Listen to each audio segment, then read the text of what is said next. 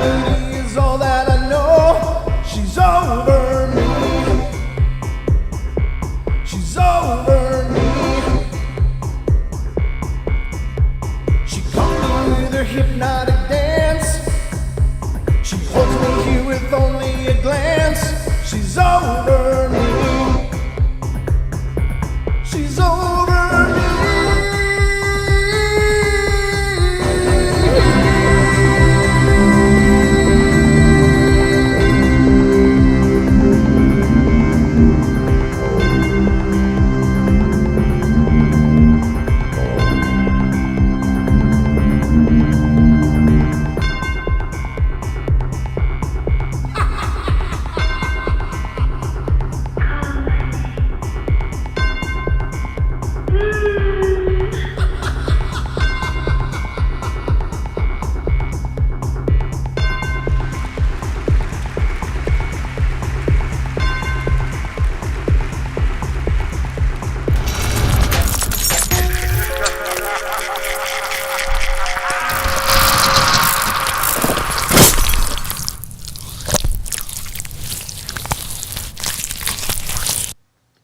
Hello, good evening. How are y'all doing out there? And welcome to the Paranormal Portal. These are the Night Terrors, the shorter format shows where we pick some kind of topic and we just drill into it until the end of the show. At least we usually try to stay on track, but I'm not alone. I got my firstborn here with me, my young man, the first young man in my world. Here he is, Mr. Sheldon Thomas. Oh, wow. I was expecting something weird. It was normal for once. I'm just not feeling that creative tonight. But yeah, I mean, you're still my firstborn, right? You That's always true. will be. That is accurate. That is true. As far as birth order goes, you were the first. So, how you doing? You have a good weekend? Oh, I had a great weekend. Good. Went to Wisconsin, saw some family, stayed in a cabin. It was great. Outstanding. Very cool. Yeah. Well, welcome back to this branch of your family, and hope you're ready for a good show. I'm always ready for a good show. So smug. Absolutely. That's good. You should be. That's what we strive here to do on the Paranormal Portal every night. And sometimes we actually make it. Sometimes. No, they're all great shows. I hope you all think so. Because you guys keep coming back, so that's a good sign. At least there's a core group of you that keeps coming in. Hello, Cherry. How you doing? Or Sherry, I'm sorry. Never mind. It's a long story. I was not sure exactly how to say the name because I've heard both versions. So I was like, Sherry, Cherry, what is it? I'm sorry. But anyway, I've been corrected on that. But again, names are always my dyslexia. But We've got a bunch of people here, Sheldon. So looks like we're ready for a show. It's booming. It's booming. Let's see who's here quickly, and then we'll move on. So if you want to shout out and you're here, just start typing. And Aggravated Progressive is here. Android Purity, Brooks, Sherry Moon is here. Good to see you. Herman, good to see you. Kyle, good to see you. Maggie, great to see you. It's good to see all of you. I'm just trying to mix it up a little bit. Megan is here. How you doing, Megan? Rachel Gets It Right is here. She's wonderful. And Richard Elmore. Sheldon is here. Taz is here. And Tracy Gale is here. Outstanding, everybody. Thank you for being here, and I'm sure there'll be more coming along. But, well, at any rate. Megan showed up. What? Megan showed up. Yeah, absolutely. Hey, Megan, I didn't see you, but did I say that already? No. Oh, okay, good. All right. And if anyone else came in and I didn't see you, then that's the Brooks is in here. I don't know if I said Brooks before either. Drake C just came in, or is at least just typing. Cold Stairs, how you doing? Great to see you guys come in. But tonight we're going to do strange phenomena. And strange phenomena is just kind of the classification for things that are really weird and really strange and really, it's uncertain what the hell's going on. Whether it's a ghostly phenomena, extraterrestrial, or, otherwise. Think like the Bermuda Triangle or, things like that are kind of my classification for strange phenomena, or, the missing 411 would be strange phenomena, that kind of stuff. So we're going to get into some strange phenomena stuff tonight, and of course we'll tear that up as best we can in the hour we have. But to start off the show, last night I was reading a story, and we hit the wall. We hit the time, the 2-hour limit, and it's on the networks on Saturday night, so we can't just arbitrarily stretch it out. So I got to stick with those, unless we got a Deb show and doing a call-in show. Then we go into overtime here on YouTube. But I didn't do that last night, and I thought, well, you know what? I'm just going to read that story that ended up getting cut off on that episode. We'll start the show with that. It's more of a ghostly thing, but at any rate, it should be good nonetheless. Are you ready, Sheldon? Always. Okay, so here's the thing. We're on number 9 of this list of 12, and we're just going to read this one, and then we'll get on to the other strange phenomena stuff. But it says, "This is long, and I apologize, but it's hard to express in too long download to read or download or whatever form. I've also posted this before. I grew up in the Arctic. In the town I lived in, as long as it was clear night, it was extremely normal occurrence to see all sorts of strange lights move across the sky. Keep in mind, the winter is long in the Arctic, which means longer amounts of time being spent under the stars. It's quite beautiful, as long as you don't mind the cold so much. Sometimes I would drive a snowmobile a few kilometers out of town, shut it down, and just lay in the snow, looking up at the majesty of it all, and the only thing disturbing the silence being the occasional breeze. The northern lights are also a common occurrence. It doesn't happen every day, but often enough that they start getting ignored after a while, as long as they aren't too spectacular anyway.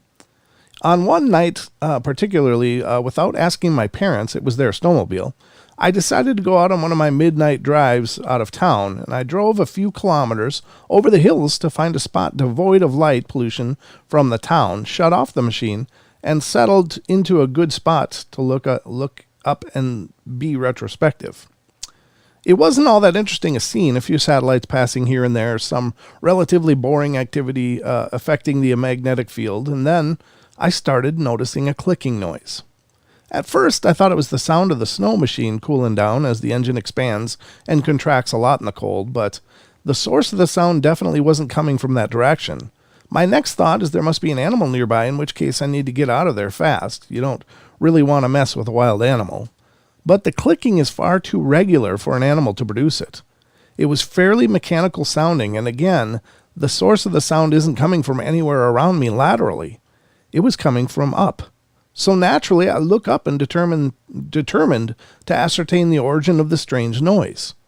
I see what I always see: stars, northern lights, a lazy satellite crossing the sky, all normal stuff. But before I dismiss it altogether and begin heading home, I noticed something strange in the aurora borealis. There were 3 rather strong points of light. I ignored them at first, thinking they were oddly symmetrical stars, but this proved false. They were definitely getting brighter, and I kept staring in morbid fascination as they grew stronger and stronger, yet still only remaining single points in the sky. All the while, the clicking noise is getting louder and louder and more pronounced, almost like someone started with tapping a pen on a desk to clacking billiard balls together inside of my head. Then it stops. The lights are gone. The clicking is not heard, and aside from being a little stiff, cold, and rather petrified, I'm fine. So I jump back on the snowmobile, thinking maybe I'm going crazy. The machine takes a little longer than usual to start up, and I'm beginning to worry, but soon it's running and I'm heading back to town. As I'm driving back, several plausible scenarios as to what occurred are running through my head. I'm thinking it could have been a helicopter from the mine or some strange northern lights behavior, etc., but probably not that big of a deal. I pull up to my house. Lights are all dark. Strangely, it wasn't that late when I left. Open the outer door as quietly as possible, remove winter gear, enter the inner door. House is quiet, really quiet. My parents are teachers and are usually up late marking or watching TV, and all I'm thinking is, I have to get to bed without anyone noticing. Proves to be easy. As soon as I'm under my covers, I go to set the alarm for the next day, and all of a sudden everything makes sense. Engine hard to start, stiff, rather chilly. Nobody up when I was gone, what felt like a relatively short period of time. It was almost 11 p.m. when I left, and now it was creeping up on 6 a.m.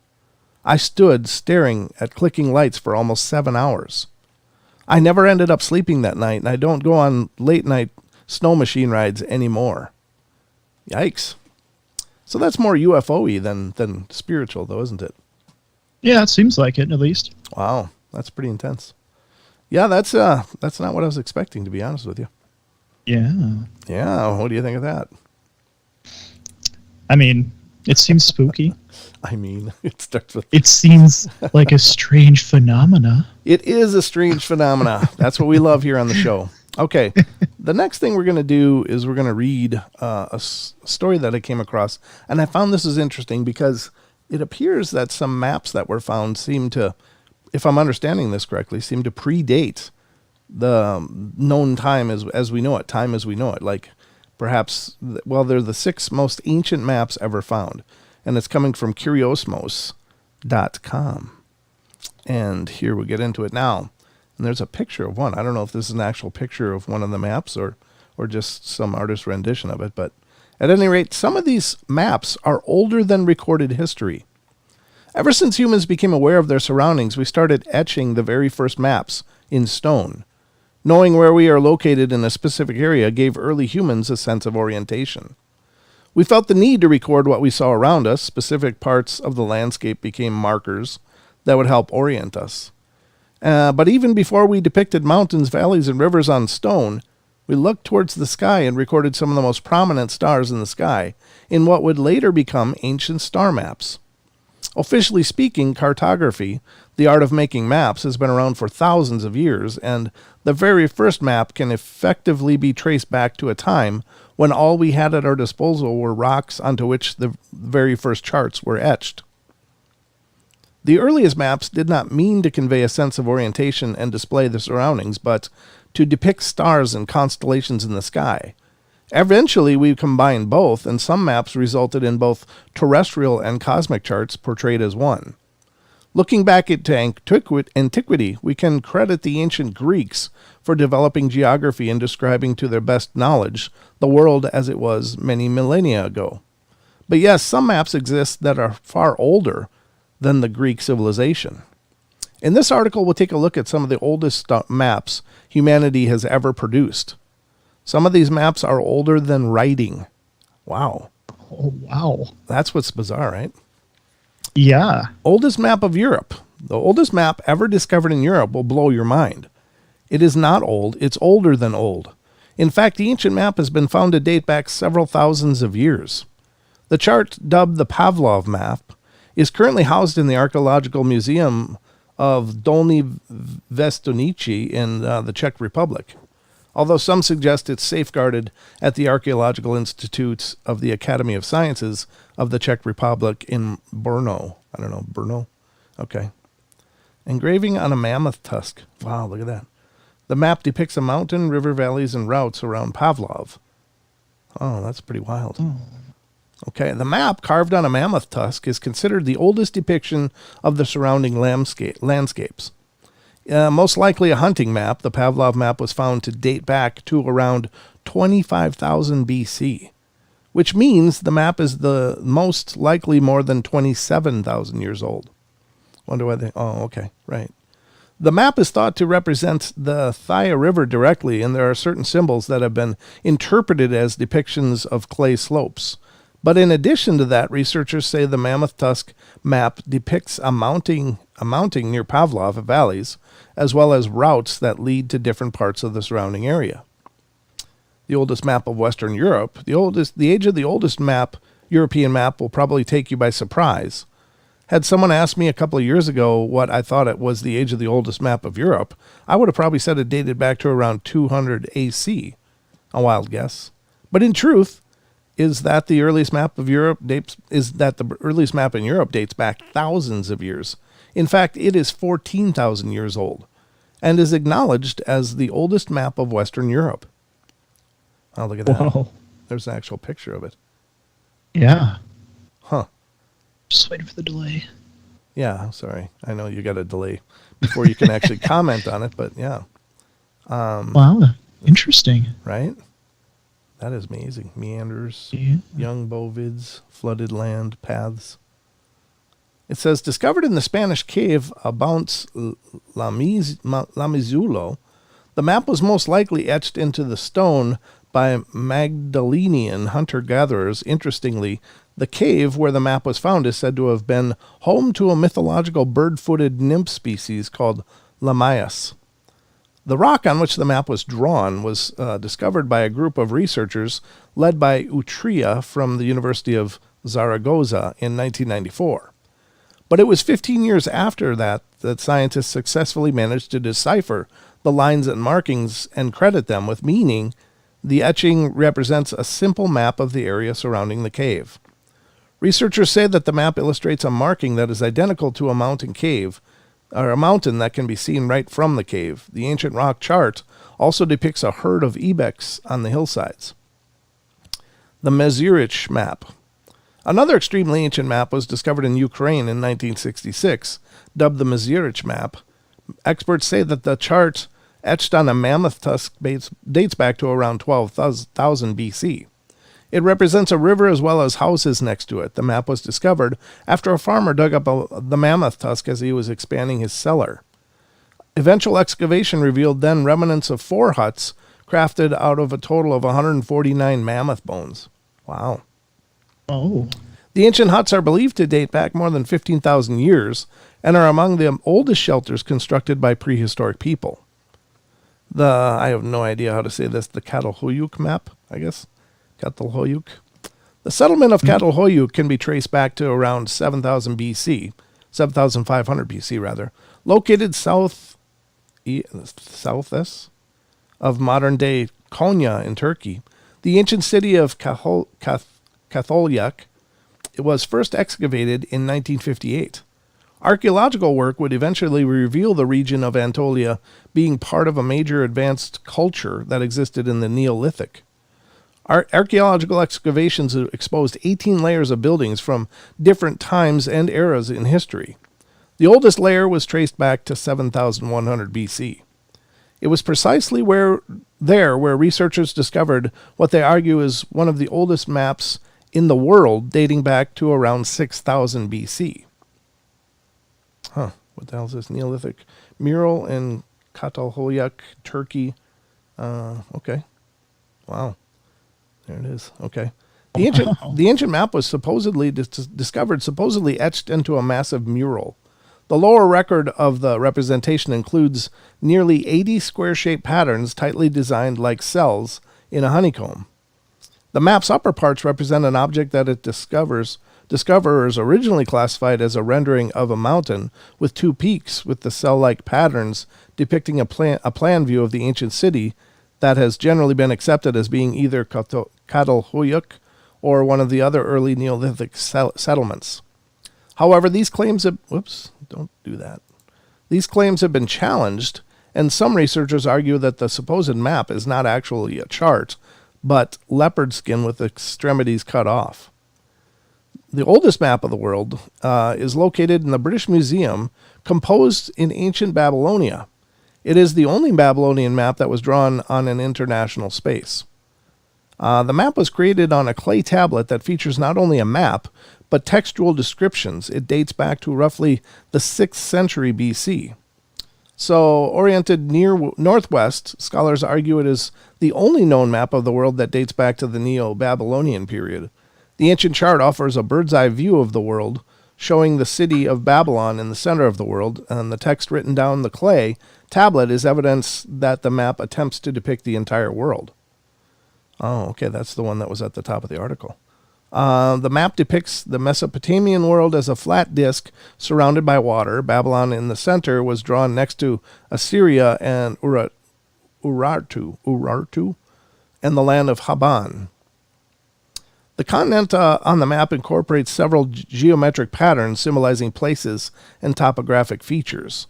The Euphrates River, which begins at the mountains on the top of the map, is depicted as flowing through Babylon and into the marshes depicted at the very bottom of the map. The continent is enclosed by a circle of the salty ocean. The map schematically represents the complete kingdom of Babylonia. The text etched on the clay tablet is found to feature the names of countries and cities, but on the opposite side of the text is largely concentrated with a description of the 7 unnamed outer regions, islands, which are represented in the form of equal triangles expanding beyond the encircling ocean. The ancient map also portrays the supposed position of 3 unnamed cities, as well as the unknown location. The ancient map is also believed to depict the Zagros Mountains, which were visible close to the city. The unique viewpoint of this ancient map shows not only how the ancients understood the world around them, but also the divine heavenly realm as well. It is argued that the map is actually a copy of a much older map in the same region, which is lost in history. While some maps depict the surroundings and the landscape, there are ancient maps that depict the sky. In fact, some of the earliest maps discovered on Earth are not of the surrounding landscape, but of the stars. Ancient planetarium and star charts. Specific dots found on the walls of the Lascaux cave clearly depict the night sky. The dots etched by the ancient humans around 14,500 BC are thought to include 3 bright stars, Vega, Deneb, and Altair, the summer triangle asterism, but also the Pleiades star cluster. The Lascaux caves include, among its representation of stars, incredible drawings of horses, antelopes, and bulls, which are thought to have been painted around 17,000 years ago. There isn't actually a video of that too, but we're not going to get into that. We're just about done with this. But the star map within the cave system is considered by many experts as the very first prehistoric planetarium, evidence of the first attempts of humankind to chart the stars. The sky map inside the cave system was found in a region known as the Haft of the Dead Man. However, the Sumer Triangle, asterism is not the only evidence that ancient people had developed a great interest in the night sky. Near the entrance of the cave complex is one of the most intricate cave paintings of the Lascaux cave complex, a bull, and hanging over its shoulders is what experts have interpreted as a star map depicting the Pleiades constellation, also known as the Seven Sisters. Within the intricate bull painting, researchers have also identified spots that may depict other stars found in that particular region of the sky. That's pretty cool. I mean, that's really cool. They didn't have telescopes, They didn't do it by those means at all. Oh yeah, I think that's why it's even cooler because, I mean, they had no means to really measure this. This is all just based upon a group of people collectively doing this. As a society, it's really cool. But to preserve knowledge, that's the interesting part, is they obviously did it because they wanted to preserve knowledge and build upon it. And I think that's the beauty of writing. I mean, that's what it enabled people to do, was to preserve knowledge well, I mean, there's always been the verbal traditions, but to preserve knowledge and build on knowledge, and it's basically the architecture on which our modern society is based, our ability to record. Yeah, they were even thinking about that as far as, 20,000 years ago or so, right, as far as the article said. Yeah, which is amazing because you don't really think of, when you think of history, you think of the BC era. I mean, the Egyptians obviously were quite advanced and stuff, and that goes back into the BC era. But when you're going back that many thousands or tens of thousands of years, then you're thinking of a people that were largely regarded as very primitive, very possibly simple people, focused on their, gathering and hunting and forming communities to stay safe in a wild world. But apparently there was also, I mean, everybody knows there's cave paintings, but those were just seemed like expressions. Maybe they were more like textbooks where they would teach hunting and stuff. Maybe they weren't just decorations. Maybe that was their way of recording lessons. And, and that just occurred to me now. Like, you think of cave paintings, maybe that's how they showed the young children, here's what you're hunting and here's how we do it. And, they probably had strategy involved with that, maybe. Oh, yeah, way to teach the next generation. That's a good point. Yeah, I mean, that's just what occurred to me now. I don't know if that's right or not. It's just a hypothesis, but it could be. Could be they had a version of school all the way back then. Tracy said, whoever made these maps were stoned. Just saying. Well played. Rachel says, I used to draw pirate maps when I was a kid. The only flaw was I'd bury the maps as a treasure.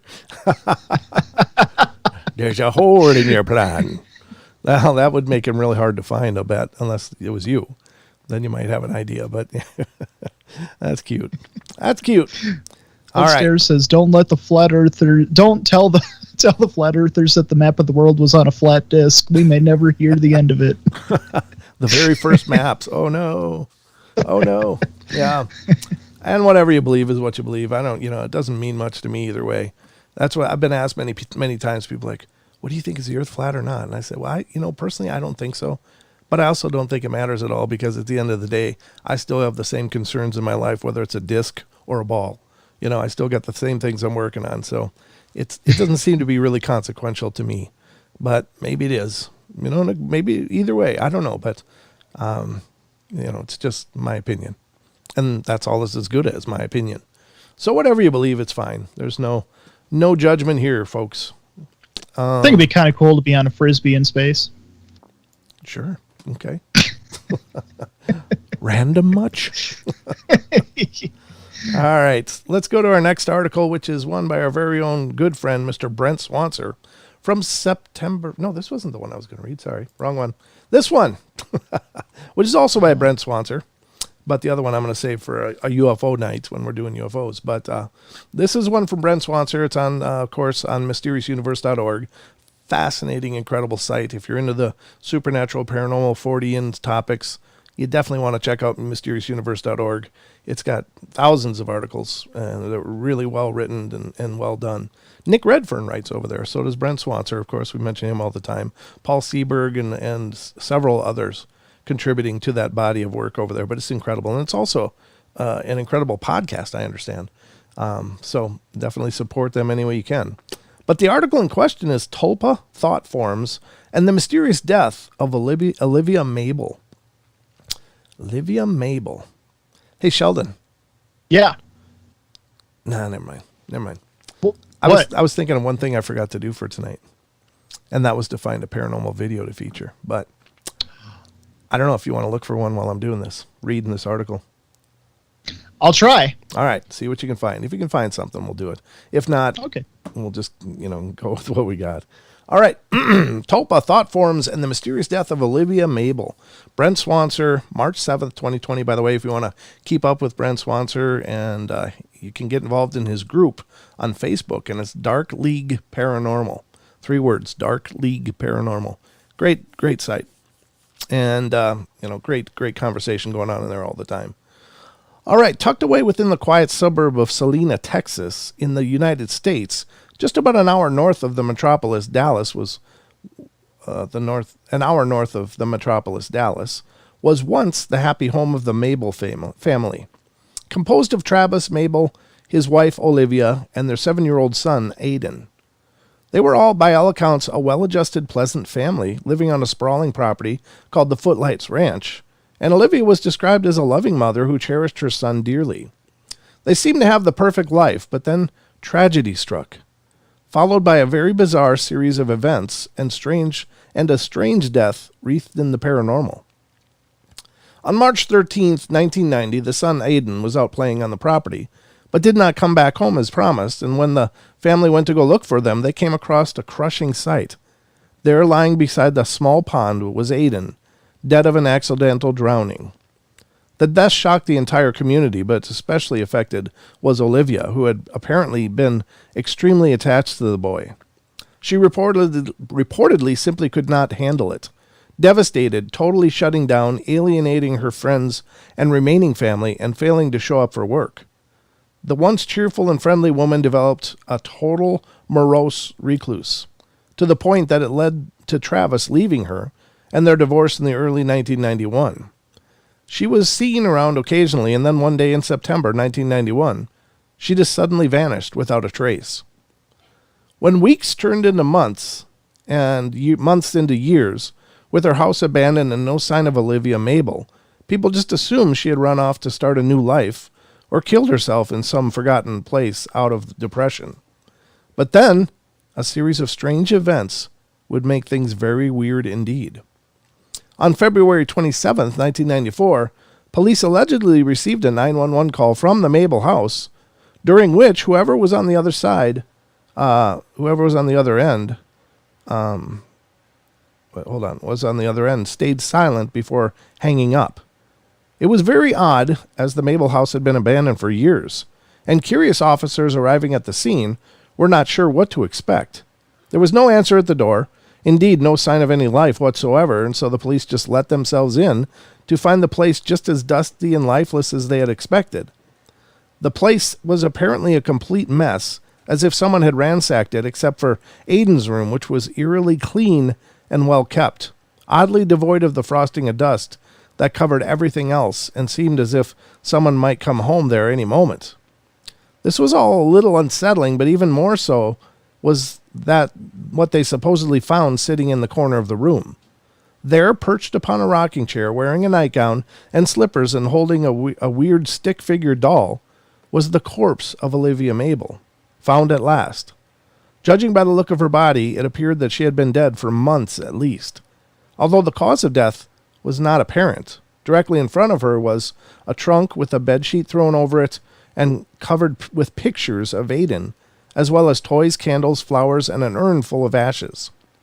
Police also found upon this strange altar a handwritten note which purportedly read, "My Aiden, I'm sorry, I'm so sorry, I should have never let it get like this.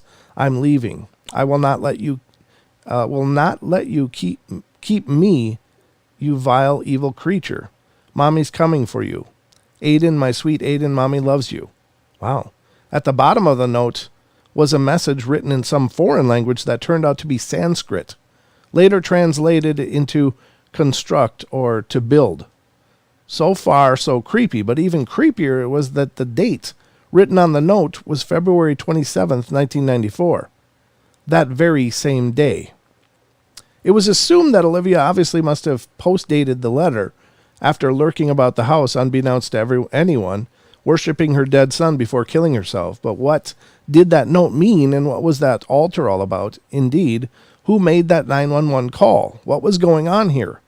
One of the officers on the scene, Francesca Santiago, thought she knew. According to her, she had grown up with an uncle who was very into the occult, and she would say of this, "I spent a lot of time in El Paso and had an uncle that was into some really dark occult stuff. I recognized it immediately when I walked into that room and saw the symbols and the photos on the altar. I felt a strong, angry presence looming over me.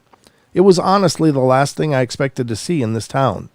One of the oddest parts for me is the date on that letter that we found, dated the very day we kicked in that swollen door.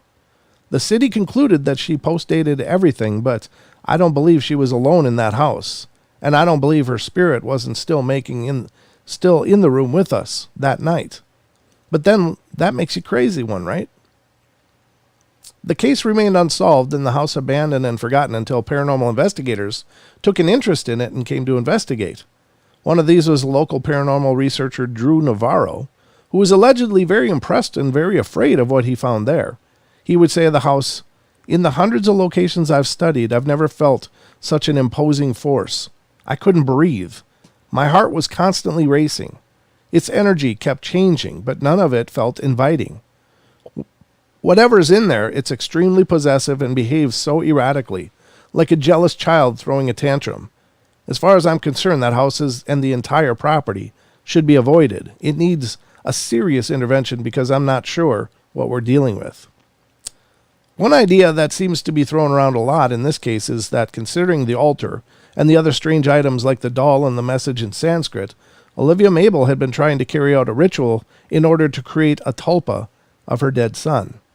A tulpa, also called a thought form, is a concept that originally comes from Tibetan Buddhism and basically means an object or entity created through sheer will, concentration, and spiritual or mental discipline alone.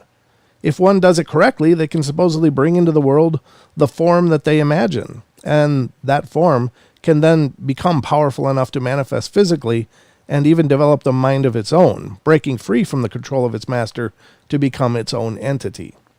The idea is that Olivia Mabel, in her crushing grief and desperation to see her son again, might have stayed in that filthy house secretly conducting rituals to try and create a tulpa of her dead son, which then might have spun out of control to turn on her, and was the vile creature she wrote of in her note and possibly even what called 911. This would also explain the insidious presence said to dwell there. It's all neat and spooky premise that is a grieving mother managed to conjure up a tulpa of her son, which then went on a sinister rampage, and it sounds like something out of a horror movie, and indeed, there was a Kickstarter campaign by Elf Tree Media to make it into a film based on the case called Thought Form, which sadly never got off the ground because it sounds awesome. Yet some have pointed out that it might actually be the other way around, and that this story is all made up as a viral ad campaign for the movie. There are a lot of red flags that point to this, such as an apparent lack of any actual news reports on the matter, or any real sources rather than a few websites tied to the movie. One writer named Alice Wax at the site, the 13th Floor, explains this all rather well, saying, "The story's good, a little too good. As far as I can figure, this is probably a hoax. In all likelihood, a promotional tale for an upcoming film called Thought Form, which recently completed a failed Kickstarter campaign. A quick web search turned up no news clippings or mentions in newspaper or legitimate news sites, and no other articles except for a few viral articles on some questionable websites. A website has been set up, oliviamabel.com, which offers a number to call if you have any info on the case.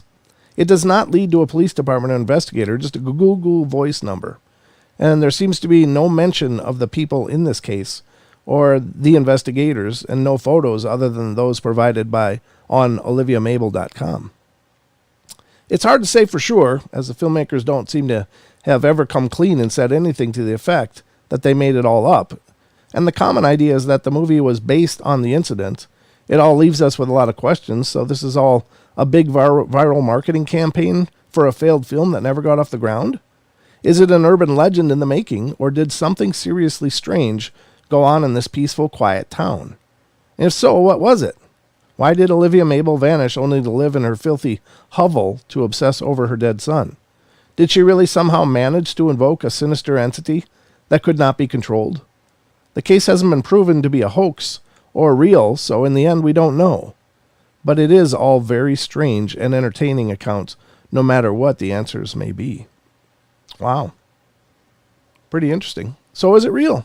Well, there's plenty of belief in tulpas. So the actual idea of tulpas is very real, and many believe that it's very possible.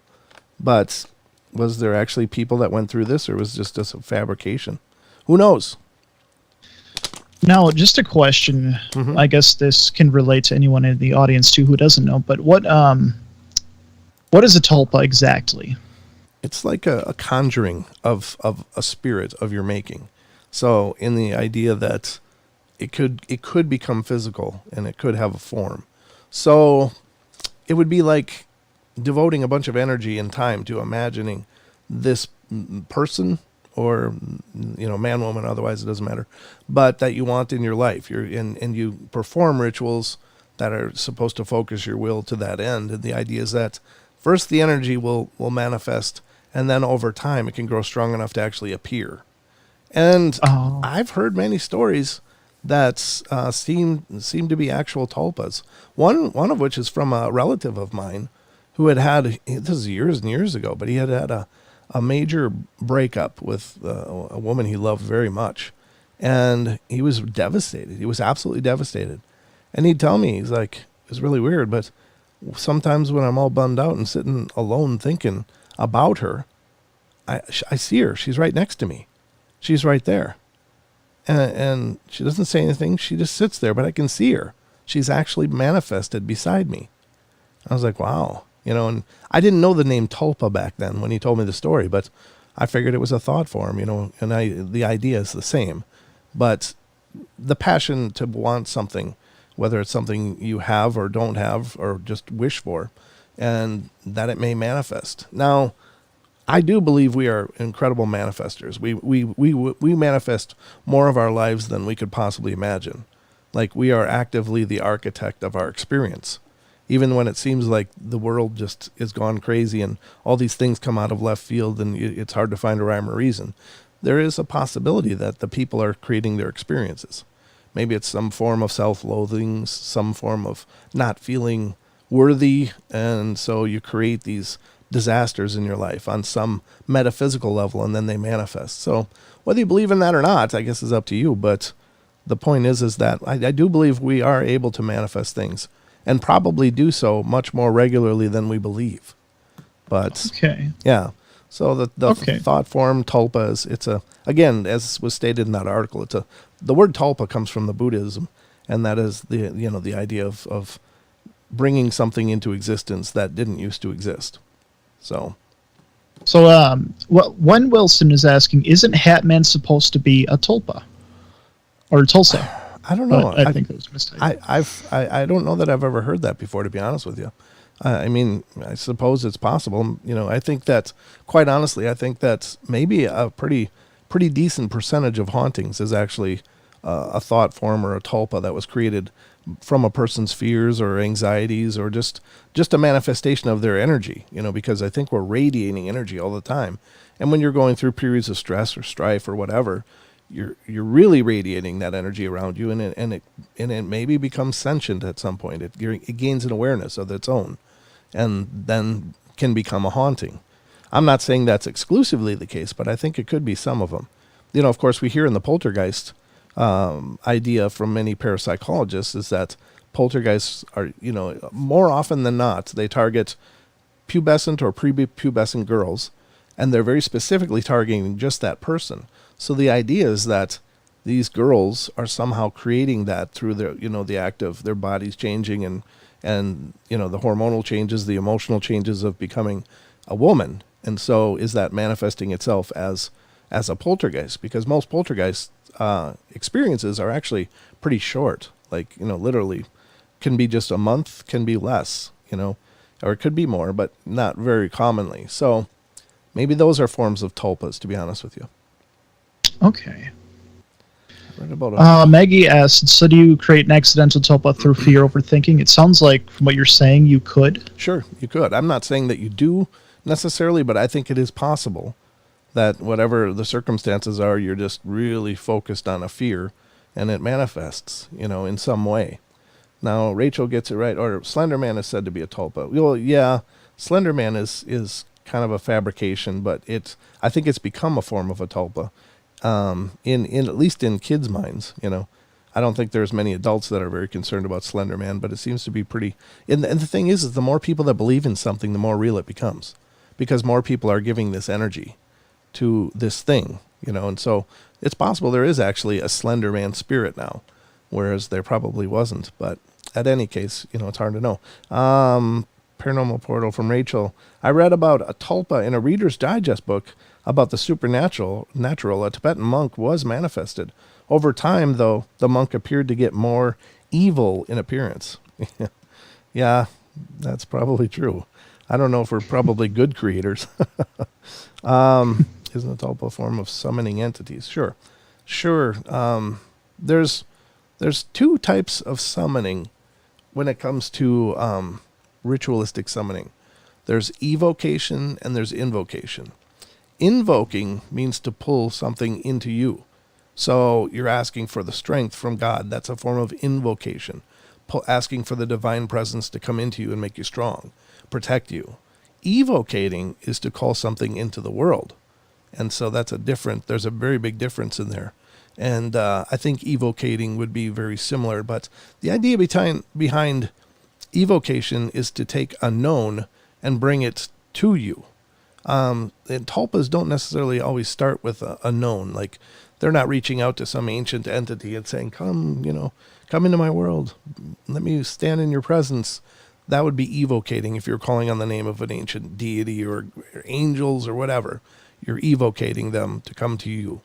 But invocating is asking for that to come into you rather than just around you. So okay. Stephen Greer's new documentary from the trailer seems to hint on our consciousness also has a connection with summoning or communicating with aliens. Yeah, I don't doubt that there's a telepathic part of that whole extraterrestrial thing. I think they do seem to be very aware of what we're thinking, and perhaps they communicate exclusively by telepathy. So I don't know. I don't know what to think. And this isn't me being skeptical. It's just me not really being able to wrap my head around it. The whole idea of we're going to sit out here and sing, mantras into the sky to bring the light people here, and maybe that stuff works because it's a form of casting a will out. And if the will is strong enough, maybe it reaches these intelligences and maybe they do show up. But it almost becomes more of a spirituality at that point. And I don't think the world's quite ready for that yet. I think it's enough right now if people just believe in them. And I think going that extra step with all the other spirituality of it is just a little too soon, you know? It's better to get people on the same page. Like, yes, there are things out there. They do visit us, and that's good.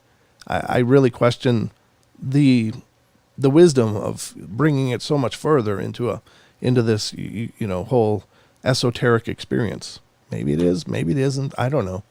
But again, it's up to you to decide what you want to believe. So, very interesting. Yeah. But I think that was a great article, though. I think so, too. A lot of great discussion, as always. I was a little disappointed to hear the tail end of that, though, when it turns out it could very well have been just a marketing play. It's like, oh, that's so cruel.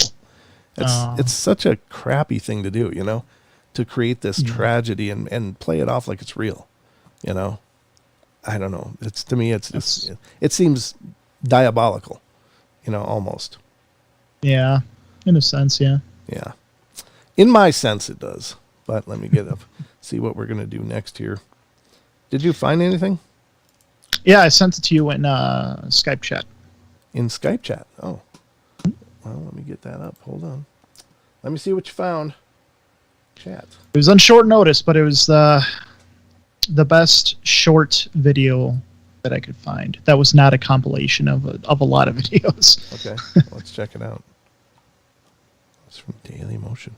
Okay, let me just pause this here. Good one. Yeah, it's a good one. We'll check this out. Perfect. Good job. All right, folks. Thank you. No, it was, like I said, it was short notice. I didn't even think about it until we're already on the air, and I'm like, oh shoot, I forgot that part. So thanks for bailing me out. No problem. Anytime. That's your job, right? Bailing out the old man. All right, let's get this up. Okay, so folks, we're gonna do. What time is it right now? Yeah, it's perfect. We're gonna do some trail cam terrors. So I hope you all are ready, because here we go. Thanks to Sheldon, by the way.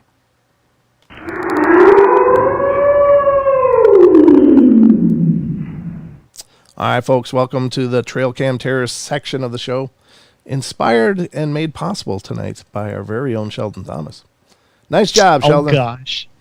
And here we have a video from News Flare where a U.S. couple records chilling evidence of paranormal activity in their home. Okay.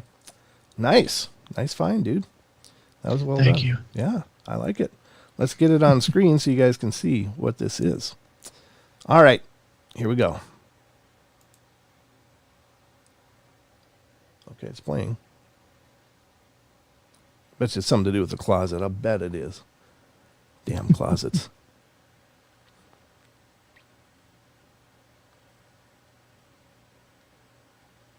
Ooh, there goes the pillow. Mm-hmm. Did you already watch it? Half of it. Okay.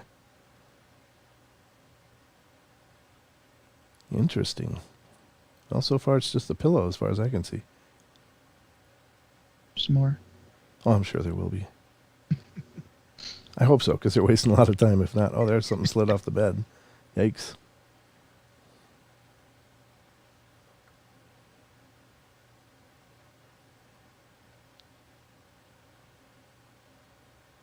So the pillow fell and something slid off the bed so far. I don't know if I'm missing something else. It's not like you're seeing any light anomalies, though, is there? It's just all that movement. Yeah, looks like it. They must have been trying to catch this, because what other... Oh, there goes something moving in the middle of the bed. Yep. Oh, yeah. What the hell is that? I can't make out what it is, like a stuffed animal or something. Looks like it. It's just really... Oh, that was weird. Okay. Well, I can't say I understand that at all. Huh. There you have it, folks. Let's close this now. Yeah, that was good. That was a good one. So, I think that's possible. It was some activity and some... I mean, it wasn't over the top. That last motion, though, was pretty creepy, where the thing just sucked into the bed. You know? Yeah. Yeah. But it started out, it really makes me wonder, is it possible that someone was hidden over the edge of the bed? You know, just in that. So that's the thing when I saw that first half, I was like, it's possible. Because a person could be back by the bedstand and just tucked down enough. They could probably reach over, have rigged with a string for the pillow to knock over. And then they're on the side of the bed to pull that other thing off the edge. And then the thing in the middle kind of came up like a puppet, you know, like a hand slowly coming onto a puppet. And then just, you know, moving just a little bit, and then suddenly just tucking down. And it's like, well, the last motion was almost too much, you know? Do you know what I mean? Yeah. So it is possible it could be faked, folks. And, you know, we're not certainly trying to imply you should believe this is real. I think if it's on video form and on the internet, chances are it's not real. But every once in a while you find a real gem. They're just really rare. But the way some of these sites go and some of these channels go, you'd think there was paranormal stuff popping off everywhere all the time. And quite honestly, if you ever do paranormal investigating, 99% of the time you're just sitting there waiting for something or anything to happen. And if you, throughout an 8-hour investigation, get one disembodied voice that says 2 words, that's like a gold mine. You just hit the jackpot. If you can catch an actual apparition, that's like winning the lottery. I mean, that's just not very common. Otherwise, we'd see lots of videos. I mean, there are a ton of EVP videos out there, and some of them I think are really suggestive. To be honest with you, like EVPs they can be really easily faked by just lightly rubbing something on the speaker mechanism or on the microphone mechanism. It would create a sound like, it said, I love you. He said my name. You know, it's just. I've actually seen those investigations where it's like, oh my God, it said this. It's like, I didn't hear that at all. It says you're going to die. I think it's rapping now. Whatever. So I'm just saying, most of the time, any evidence you see, if it's too good to be true, it probably is. But there it is. I don't know. Come to your own conclusions, though. What are you throwing lettuce at? What's going on? Food fight? I didn't even know this was going on. There's a food fight going on in chat. Okay. I don't know. It's just coming on. I guess it's just getting live out there. But anyway, so be careful when you look at videos online. 99% of what you find is going to be garbage. Probably only 0.5% is legitimate. And that's even probably a generous statement.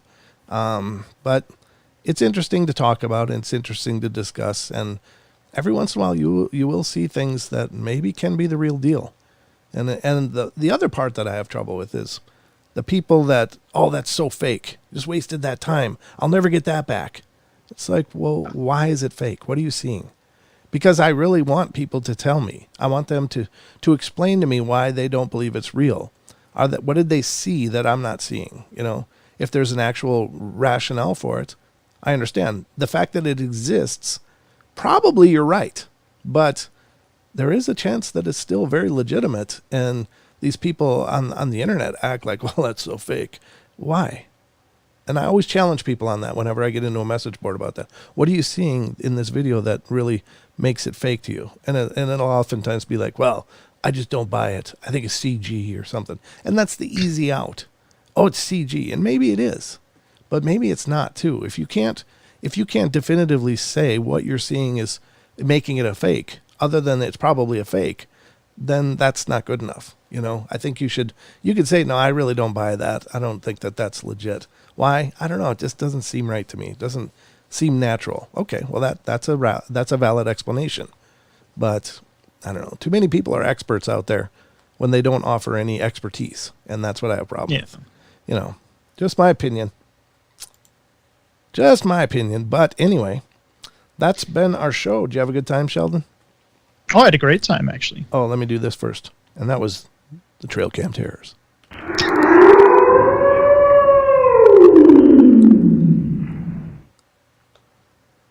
Okay, folks, we are back. And Sheldon and I are just hoping you guys have enjoyed the hell out of all this. And we hope we've made you entertained for the evening. And if not, lower your expectations. We can't please everyone. Yeah, come on. What do you want here? So I hope you guys have a great night. Have a great couple of days. Of course, there's no live Paranormal Portal on Monday and Tuesday, but I will be releasing the podcast later this evening. So you can check that out if you're a listener of our podcast. That'll be released tonight, and hopefully you'll check that out. It was a good show. And Sheldon, thank you so much. Absolutely. It was a pleasure, as always. I'm glad you had a good weekend, but I'm glad you closed it out right here on the portal. Oh, yeah, this is the best end to a weekend, of course. You are smooth. You are good. Little silver-tongued bastard. And tell Peyton hello. I haven't seen him lately. Yeah, I haven't seen him either. I think I'll text him after the show. All right, guys. Well, it's always a good time on the Paranormal Portal. Thank you, Tracy. I appreciate that. It's always great. It's always great you guys come in here all these times, over and over, just to hang out with us. So I'm absolutely honored, and hopefully you have a good couple of days. Don and I will be back on Wednesday to start it all over again, so I hope you'll join us then. 7 o'clock Wednesday night, 7 Pacific at Wednesday night. So right here on YouTube. So we'll look for you then, but take care, everybody. Remember, Sheldon, did you have anything in closing?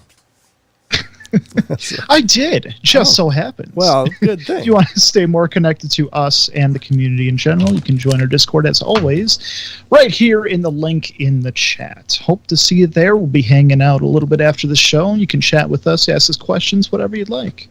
All right. There it is, ladies and gentlemen. Presented like a little pro. I'm proud of you. Getting better. So we love you all.